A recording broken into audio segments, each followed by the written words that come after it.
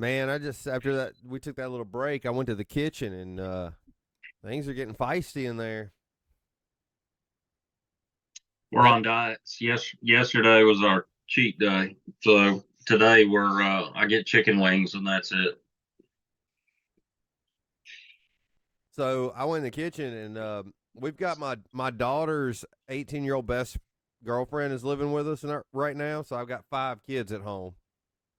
And but she went to her grandpa's house yesterday and got a whole bunch of greens, fresh greens. So I got mustard greens and collard greens, and Stephanie's in there washing them all up, old school, and about to cook them all up.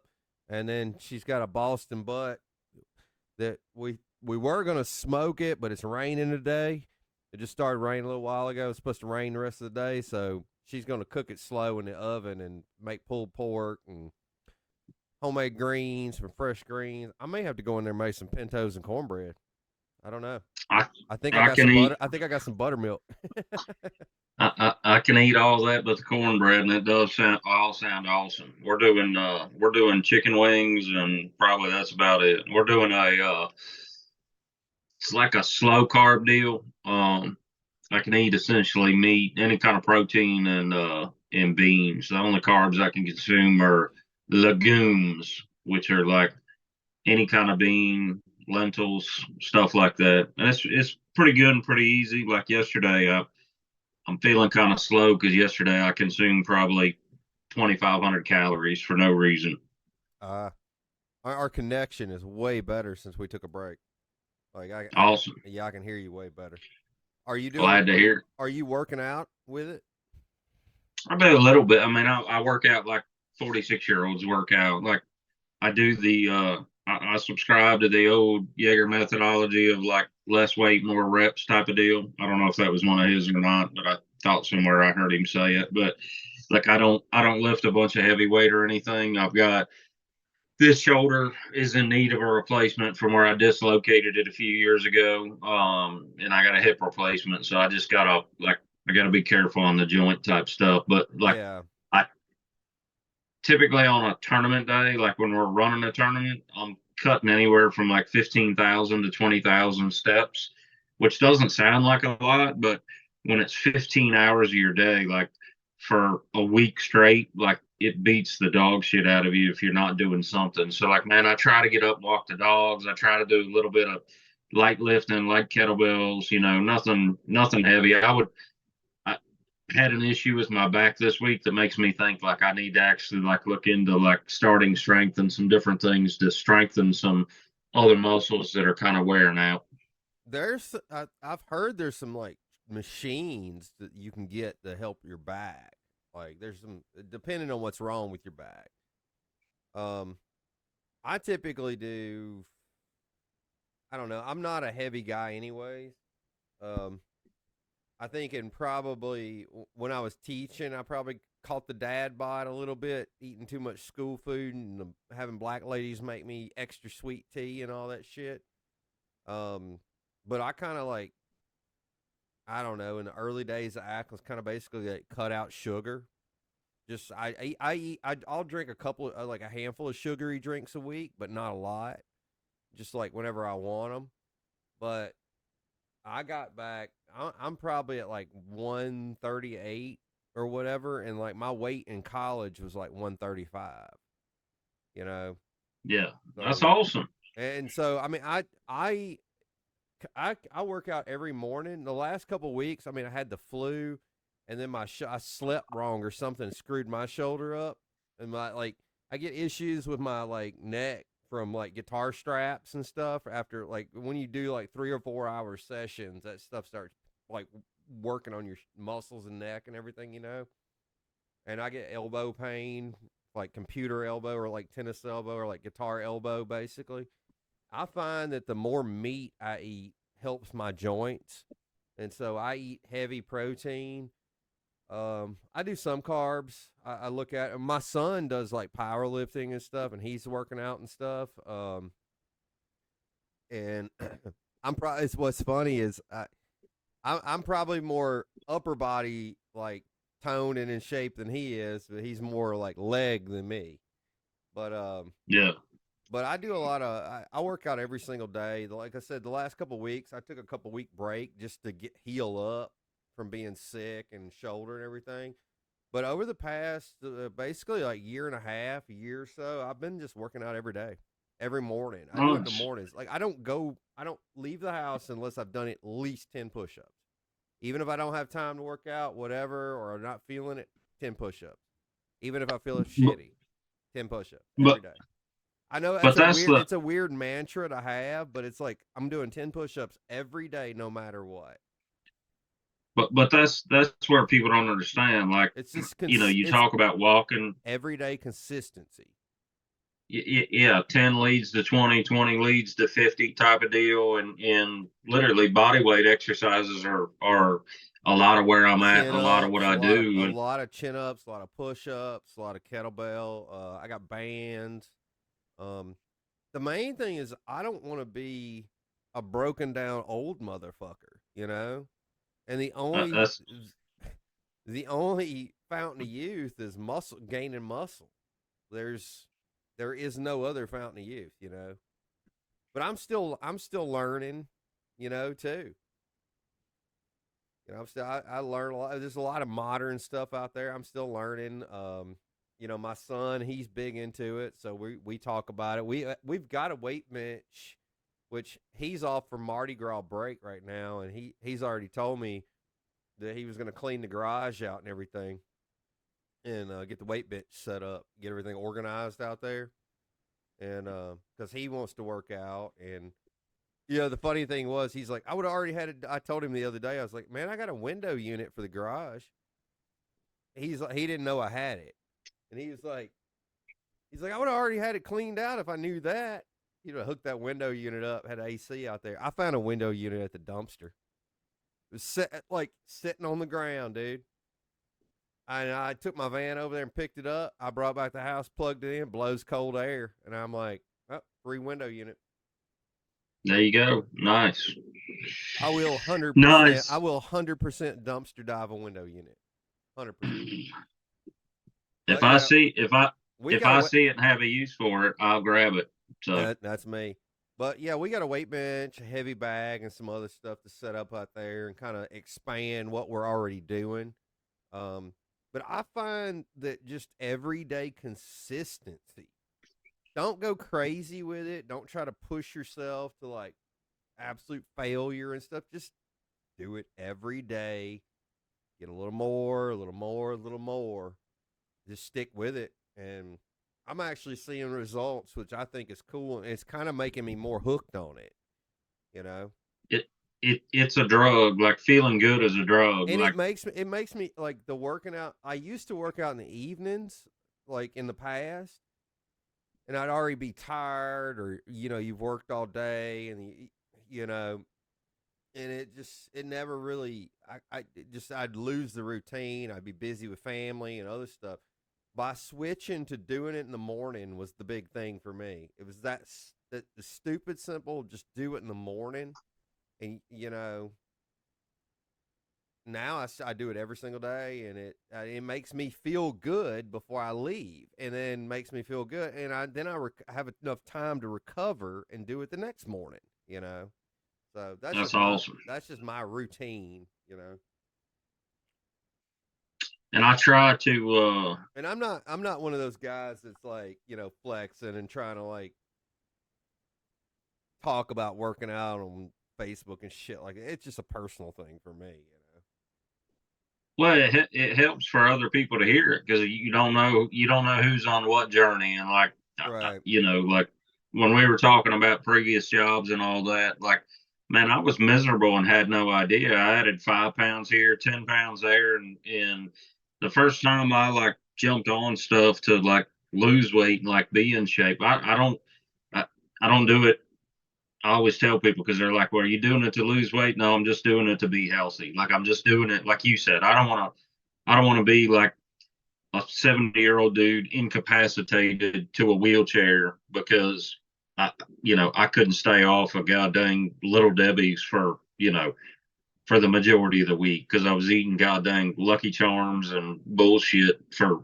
I quit drinking last July. Um, and like for no other reason other than quitting drinking. I've had probably less than 10 drinks since last July, like one on Christmas, one on a couple on New Year's type of deal, and it's not like I'm not poo pooing drinking. Like, man, if this summer I cut the grass and I want to come in and drink 5 cold beers and eat a pizza, then I'm going to do it. Like, it's more of that. It's more of that mental hurdle of like making myself do something that's not easy. You know, That's the, I I don't, I'm not gonna quit drinking, but like over the past couple weeks, like I told you I had the flu and everything. I took like 2 weeks off drinking. Just didn't drink this. So I mean, I just didn't feel good and just needed to recover and all that kind of shit. And I didn't drink alcohol for weeks, and my stomach was kind of just didn't want to look at it. But I'm back to drinking. well, I hadn't, like I said, like I don't, I know it's work on. I know it's counterproductive to working out every day too, but I enjoy it and I enjoy life. So Yeah, being happy is a big part of like working out or working on well, yourself. Like, in the 2 week break, I'm not. That showed me like I'm not physically addicted to drinking or anything. So yeah, I didn't have any issues just not drinking.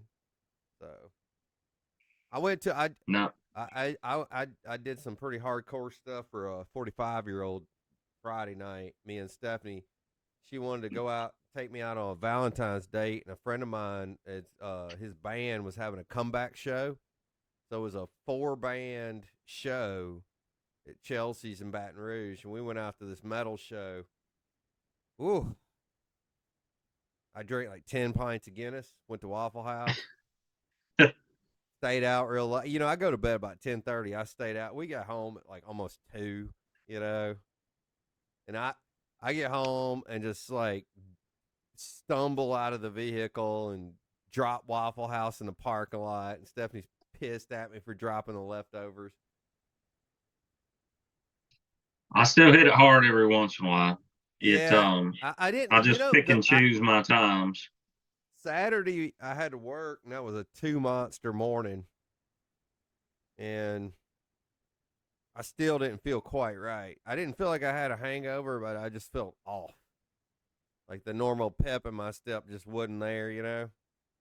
I was like, I whoa. get it. I think it was more from the staying out late than it was from the alcohol. I think the Sleep staying out wore me out. sleep is a big part of like why I do what I do. Like when I started on this diet and that stuff, like the way I'm eating, it helps with the deal where I went deaf, like lost my hearing, was called Meniere's disease, and it creates vertigo, stress, anxiety, piles up along with that and all that. But the biggest piece of like trying to eat healthy and get healthy is like being able to sleep. Like I was that dude who was like, man, I can live off 3 hours sleep, 4 hours sleep. Like, no, you can't. It's arrogant to think that you can. Like going to bed early throughout the week. But yeah, staying up late tears me up. Like staying out, but that's where I go back and look at all that shit that I did back in the day, and I don't regret it. But at the same time, like it didn't progress me into my 70s or 80s. And I mean, at the point I'm at now, like I'm gonna be working till I'm at least 70. I have a feeling. Um, like I want to make sure that I can enjoy that. Well, the way I look at it, staying out late, like I enjoy going to see local music, and every once in a while, if it's a Friday I'll do it. I won't do it on a weeknight because that's kind of rough, but I'll do it on like a Friday or Saturday night. I've done them on Sundays. I don't even like doing them on Sundays, and it's kind of teaching me. I mean, I have my own band going on too, um, and it's kind of teaching me how I want to structure doing shows with our group, and I like to go out and watch other groups. You can't really like say you have a band and you're building a set and a show and all your stuff's original and everything. One of the best schools you can go to is going out and watching other bands and seeing how Oh they yeah. do things and how you can structure your show to be fucking awesome, you know.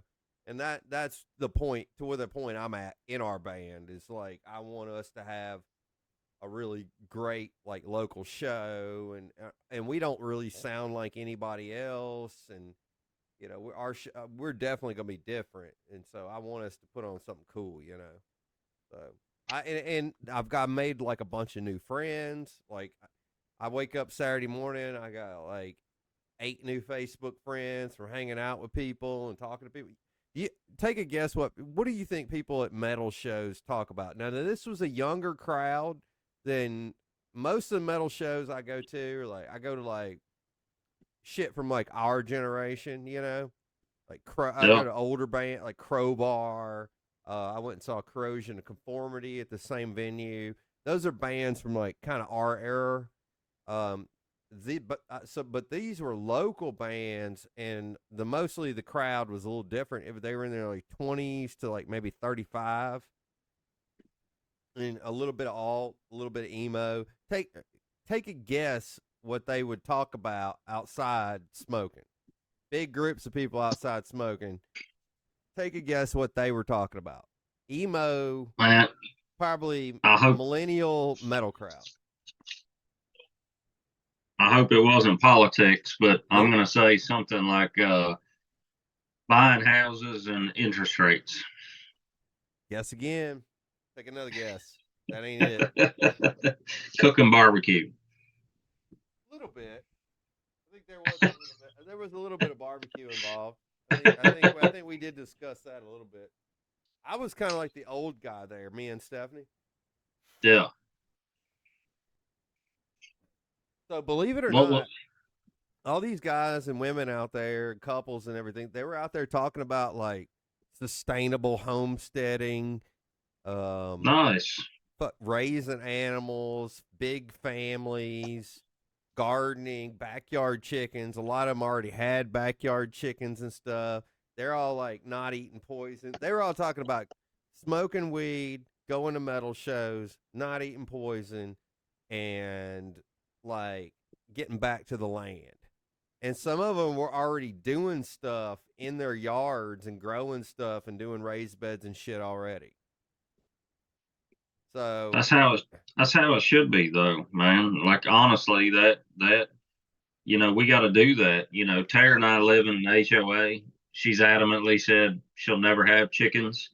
But just talking about sustainability and all that stuff, like we dig on some of it, and I don't mean full blown like prepper, and I think that like you have extremes on every end, yeah, but I don't think there's anything. I can tell you we'd save a ton of money.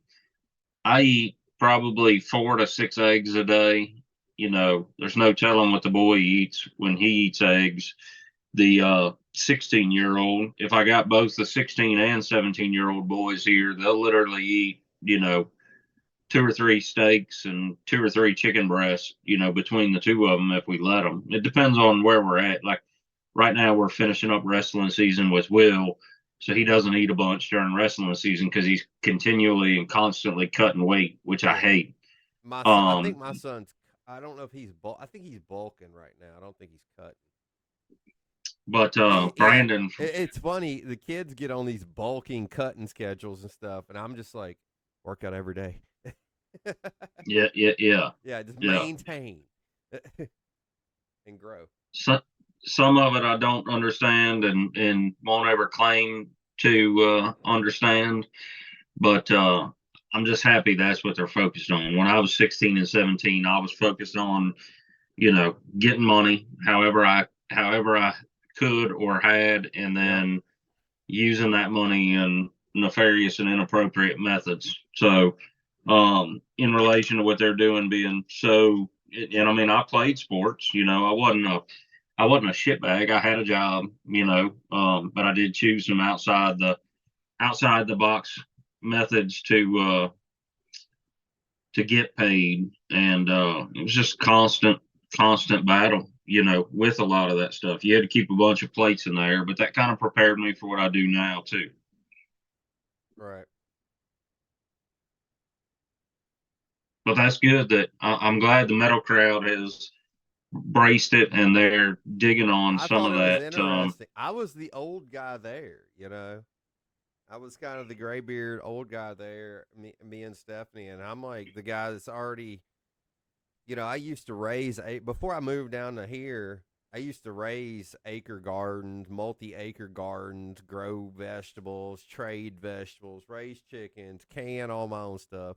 I talked to both my grandmothers about canning before they died, and they both told me wrong. And so I learned to can out of the Ball Blue Book because they both told me unsafe methods, and I'm like, yeah. I watch a lot of that stuff about people who do stuff the old fashioned way and stuff, but I always like to fact check and research it a little bit. And they both told me wrong canning. So, but I Well, but I talk, mean, huh? they lived through it though, right? They did in fact survive, most likely because they were probably eating the food before it went bad. Gotcha. I wouldn't think like my one of my grandmothers was fucking canning green beans in the fucking oven, and one of them was reusing Ziploc bags, doing other shit. They were both really wrong. They were like they depression era, and they grew up scrimping and everything to the point where they just scrimp and try to do things easy. But yeah. Now I taught myself how to can. I would can food at one point when my kids were little. So I got a little prepper in me. I used to do all the big time gardening, raising the chickens back in the 2000s and stuff. Um, like right when I became a teacher and was working everything, always chickens, got big garden. Every year I would increase my garden. I did like 80 mounds of squash one year and 100 tomato plants. I got way too froggy, and Stephanie was like big pregnant too, and so she's big pregnant, and I got 80 fucking mounds of squash. I'm picking bushels of squash every day, not just once a week. No, every day, laundry baskets of squash. So much squash, like I'm having to trade the fucking squash for other shit. Like my corn didn't do good, so I'm like trading her uncle for corn. A lot. I did like I had 100 tomato plants, and I made spaghetti sauce, chili, tons of tomato sauce, canned all of it. Like I was off teaching, so I spent the whole summer because she couldn't really help. She was so pregnant. I spent the whole summer dealing with this massive garden and canning everything, and learned a lot actually, and did it for years too. Like learn. So when I'm talking to the kids out there at the metal show, I'm already like, oh yeah, I've done all this stuff before. Like I live down here in a townhouse now, but like the kids at the show, they were talking about their 5-year plans to get homesteads and stuff, and I straight up looked at them. I'm like, look, y'all. I was like, I'll be out of debt most likely after this year. And I'm like, I'm saving money. I'm going to buy land and build a fucking compound. I was like, I'm going to go back to gardening. I'm going to build me some cabins on it. No more rent. I'm going to pay for that fucking shit as I go. And, you know, I don't give a fuck. That's the biggest. Build some cabins for That's my the kids. biggest Like goal. we all have a place to go, you know. Everybody can go off and do. My kids are getting older. The way we all look at it is, yeah, sure, you got to go off. Like my oldest son is like an animator. Like he paid his way through animation college, and he works for us at Atlas doing CNC stuff, running CNC machines. But he actually he's an animator, and he's working towards getting into that field, and he's doing internships and working on paid commissions and stuff like that on the side.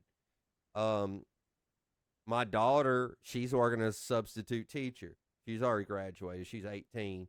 My youngest son, he's 16. He wants to be an underwater welder. And he's just like, I That's a want to lot make of money. he wants to make the big bucks. He is like heavily researching. I think he works at the shop too. Sometimes he worked with me yesterday, and he's a good kid. He's over his girlfriend's house right now, but he's funny. He told me the other day about his brother and sister. It's like first thing in the morning too. Like woke me up. I'm laying in bed with the dogs. I got two mongrels, a puppy and then puppers, and they're all like on top of me and shit as usual. And he bust open the door and he was like, "I have an actual girlfriend. Unlike my brother Aiden, who's never gonna get a girlfriend, and my sister Lydia, who has just nothing but online bullshit." And I'm like, "What the? That's a lot of shit first thing in the fucking morning." I'm like, Yeah, let me digest this. "You know how it is with a bunch of kids around, you know." Yeah, we got four in the house. A 19-year-old we never see anymore. She's gone, done on her own. Uh, trying to make her way and figure out her way. But the bottom three are like still working hard. Yeah.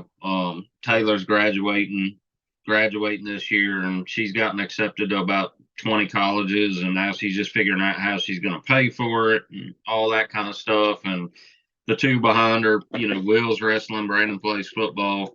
They work real hard at everything they do. Well, yeah, mine, like Lydia, my daughter graduated in May, but she's had some heart issues where like her heart rate will go way down all of a sudden and then go back to normal. And it's I think that the cardiologist thinks she's going to grow out of it, that it's just like a phase or whatever. And she's had to take some heart medications for it, or sometimes her blood pressure will just race. So it just goes up and down. And she'll feel like she's about to have a heart attack, or she'll feel like she's about to pass out. And it's caused by like blood pooling in the body or whatever. But that's terrible. yeah, I know. But she's kind of with medication. It's kind of been she's kind of had it managed a little bit, and so she started subbing. Her, like I said, her friend has some domestic issues with her mom and stuff, and a bad home life. She moved in with us, um, which they'd already been talking about that before they graduated. Her moving in with us, and now it's a reality. And then I've got two boys. I got a 21-year-old. Like I said, he works at the shop and he's into guns and he's an animator. He's a cool kid. He just went to Does he Tennessee. do logo work? Do what? Does he do logo work? He probably could. He mostly does like 3D or 2D animation, like cartoon type stuff, or animation, like real animation. Gotcha. But That's tough. he can That's do. He tough. could probably do logo work. He can edit. He's edited some videos for me and done some other stuff. He can do that pretty much all that stuff. He's pretty savvy. It probably bores. Hmm. That stuff probably bores him because it's a lot more difficult to do the Yeah, animation work than just than he completely nerds out on animation. I'm fascinated by like talking to him about it because he'll geek out and tell me everything about it and how he's like trying to just get the perfect movement in like one leg or something. Like he's obsessed with it. It's like to him it's a craft, and he's got that like craft attention span that you got it for fishing, I got it for gun type shit and other stuff, and he just has that drive. He likes doing it, and he likes like getting better at it and better at it and better at it. And yeah, he's done some cool stuff. And then I've got like I said, I've got a 16-year-old son at the house, and then I have an 11-year-old daughter. So I've got the full spectrum, and two dogs and a cat.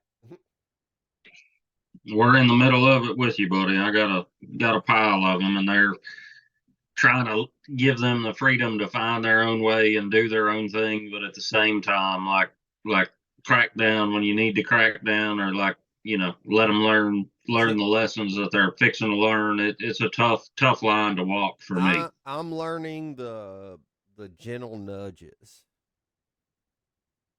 He ain't walking that line, and like the girls, as a parent, like my daughter, like I said, she has some heart issues, some other stuff, some uncertainty. She didn't start college after high school.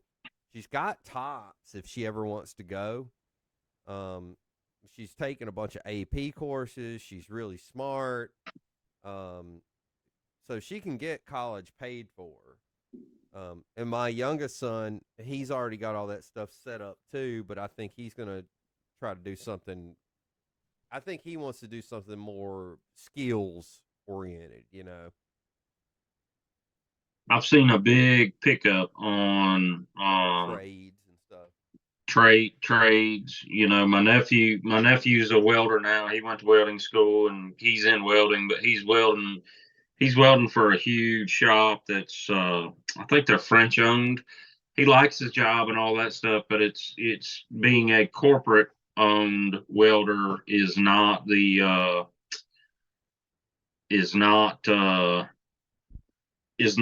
working out for him right now. Like he just, he wants to do his own thing, or will probably look at getting in a smaller shop. The corporate side, he does good, he does all right, but you know, he said it's just not a real healthy work environment. And I told him, I said, man, it's tough to jump off a ledge and go do your own thing when you get used to the corporate world. I said, you need to decide if that's your gig or not. Now, like, don't wait 10 years because that Right. decision will just get tougher.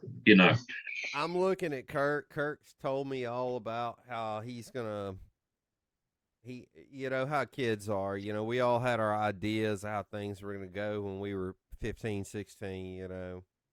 And he's all like, I'm gonna be an underwater welder. I'm gonna work so many months a year. I'm gonna make all this money. I'm gonna have this house. He's like, and I was like, yeah, you should probably buy some land. So he's now thinking about that a little bit, but not really.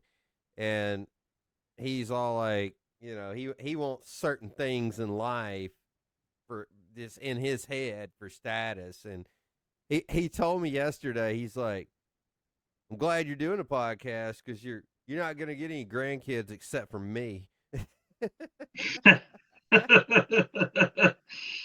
Oh, that's awesome. He's so full of his own shit, dude. He's a handful. He's always has been his entire life. He probably deals with people well, though, Do right? what? He probably deals with people or deals with a crowd well, He deals with correct? he deals with everything well. He's a Yeah. good he's always acted like a shithead, but he's always a good kid, and he's got a good work ethic, and he's smart, and I got pretty good. Luckily, me and my wife Steph decided to raise our kids. Basically, we just always are the way we looked at it is we wanted to be better parents than our parents, and we knew how they fucked up, and we always try to raise our kids better, and we've always tried to help other kids and stuff too. And you know we haven't been perfect, but we try to be better than our parents, and our kids seem like they're turning out pretty decent. So Yeah, man, I yeah, worry about it more than I should, but like it amazes me how good the kids turn out with the decisions that they have to make. think about Like, how bad we used to be in the well, that's what 90s. I'm saying. Like, I would have been dead. Like, We would have been we had. arrested nowadays with all the Oh yeah, cameras well, I and mean, shit. I was arrested back then, so like, yeah, I've yeah, I'm never been thankful there was. arrested. I'm thankful there was no social media. I'm thankful that a lot of the stuff that was out there. There's no kind of proof or evidence other than the wives' tales, or Oh or yeah. the old. This is what we. I don't know the throwbacks to what happened, how it happened, and all that Where did you stuff. grow But up? Hilliard, Ohio. Oh, you were in So, Ohio. How do you have like such a southern accent? man, where I grew up was all cows and corn, but when I moved down here to Georgia, it took me about my third sales call. Some dude saying I ain't gonna buy from no Yankee to get in where I fit in as well. I've been down here like 25 years, Yeah. and it's been great. I will never go back. You know, I mean, I go back. I have the respect of where I was raised. Right. I'm still a Buckeye fan. You know, I still love the state of Ohio, but I don't miss snow. I don't miss. There's just a lot up there that um.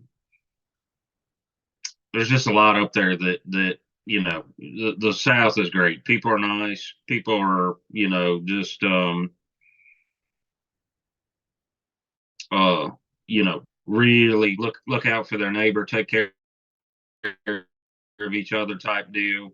So I like the South. I've been all over. I Texas is pretty cool. Um, Oklahoma's not too bad. Arkansas is great. I just don't really. I don't want to move out of the South myself either. You know, I kind of like the South. I kind of want to do a little acreage in maybe southern Mississippi or something. Maybe like an hour from the shop or something. You know, kind of or maybe the northern like area of Louisiana, something 30, 40 minutes out of Baton Rouge. You know, something away from town but still rural is what I'm trying to look at the long term. when I go, I want to be gone, and that's going to be years and years away. Well, But like we'll I'm we'll not. build. I'm pretty much the way I look at it right now. I'm kind of settled here for a little while. I got to get. I want to build a little compound that's like paid off. Then I can do whatever. I can do whatever in the future. But I've got so many projects in the works and stuff. I kind of need a headquarters, and this whole townhouse paying rent thing. This ain't working. I need something bigger. Yeah, we're gonna build something where the kids can come and hang out, but that type of deal. Hell, Tara said now we're gonna have his and her houses because I like the outdoors look and all that. She likes the country kind of decoration type stuff, but she said we'll just get his and her houses and we can do whatever. That way I can park if I want to park motorcycles in the living room. I can park motorcycles in the living room, and it's all good, that type of deal. So Well, we will. instead of doing that, I'm just gonna build myself a. I'm gonna build a compound, and so kids will have different cabins and houses and shit, and they won't necessarily be living with me. Yeah, Cock yeah. block a bunch of. They're just a bunch of cock blocking motherfuckers, anyway. Think I about it. have. What are your kid? What are fucking kids? Cock blocking Uh, motherfuckers. Anyways, that's about it. We don't worry they about can help that. me pick the garden, but We don't. we'll do our own house. I'm gonna build a shop, and I'll put all my shit in the shop, all my guitar shit. I'll build a studio too, and then Stephanie, me and her can share the house, and she'll be cool. I just need a space to where I can like do crazy shit, work out, like do projects, woodwork, play guitar, like have studio area. I need a pretty good size shop is what I need to do just like hobby stuff, which I'm always doing, you know. So you see behind me, you see that crap, these amps, like Yeah, man, I get it. yeah. I get it. We've Behind never that, there's talked. another layer of amps and guitars. My drummer quit a couple weeks ago, so I had to get these amps back from him. Those are my spare amps and cabinets. Um, I have freaking like three of those 4x12 cabinets, and I've got probably a dozen amps, a bunch of heads and stuff. And the advantage of having spare cabinets is you can just leave your stuff at a drummer or a practice space place where you always play, and you don't have to haul it around. So that's what those cabinets are. I bought them on Marketplace for like $100 a piece. But Yeah, my home rig is like kind of a better rig. The the one the Peavy over here, that's what I was using for vocals and bass, and the little boss, my guitarist, was using that. But so he quit, so I had to go get the stuff, and I'm now an I got to old. figure out where I'm going to put it. I'm an old music dude. Like I love old blues. That's what I was kind of raised on. My dad was band dude, like, garage band type dude, all that type of stuff. Yeah, That's what he wanted my to dad do. was not a musical guy. I kind of came up on it on my own. Yeah. So, but your dad was a gun dude, man. You got that from Yeah, him, I and did like get the he gun. did some. I've been in the gun thing since elementary school. 6 years old, reading gun magazine. I still have in storage like years worth of subscriptions, like all my dad's old magazines and all my old magazines from the 80s and 90s.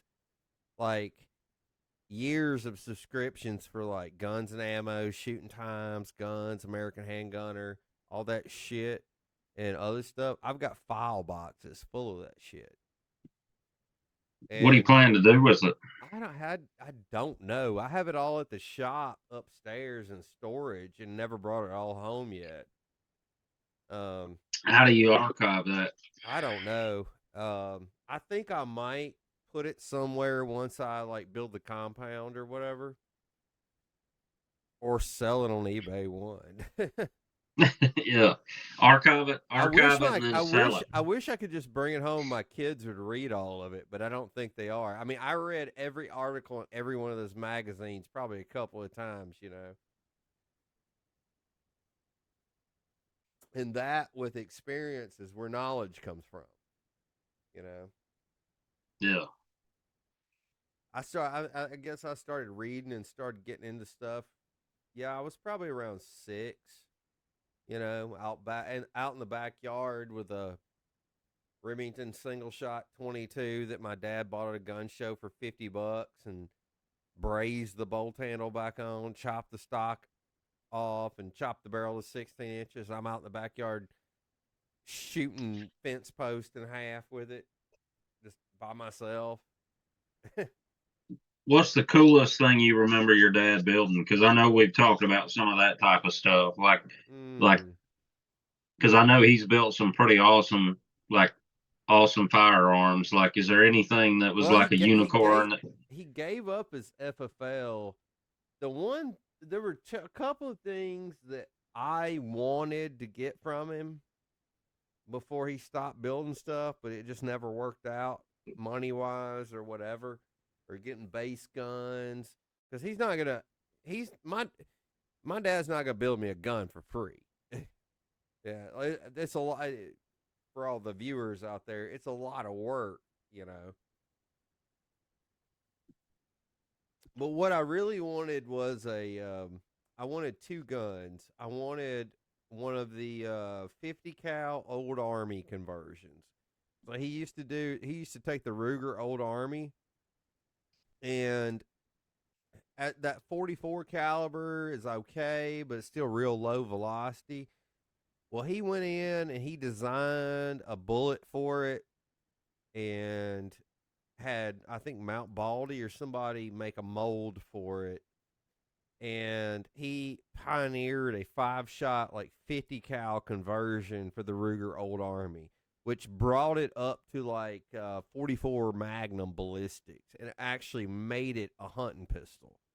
I kind of wanted one of those. I've seen a couple of those he did, and they were like works of art. And that would be like the ultimate black powder revolver.